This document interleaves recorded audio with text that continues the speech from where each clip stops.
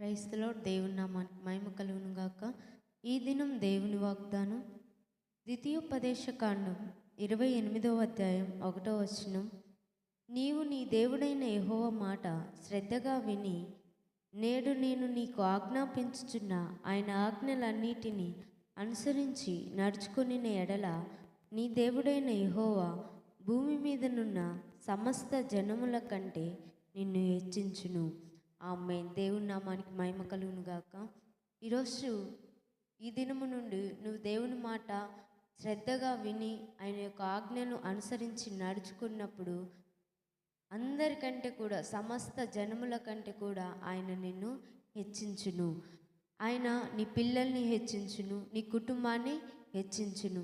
నువ్వెప్పుడైతే నీవు, నీ కుటుంబం వారు, నీ పిల్లలు దేవుని మాటను శ్రద్ధగా ఉంటారో, ఆయన యొక్క ఆజ్ఞలను అనుసరించి నడుచుకుంటారో, అప్పుడు దేవుడు అందరి ఎదుట సమస్త జనముల కంటే కూడా ఆయన మిమ్మల్ని హెచ్చించును.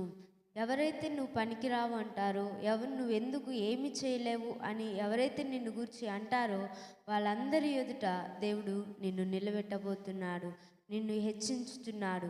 నువ్వు ఎప్పుడైతే దేవుని యొక్క మాటను శ్రద్ధగా విని ఆయన యొక్క ఆజ్ఞను అనుసరిస్తావో అందరికంటే నువ్వు సమస్త జనముల కంటే కూడా ఆయన నిన్ను అధికంగా హెచ్చించును.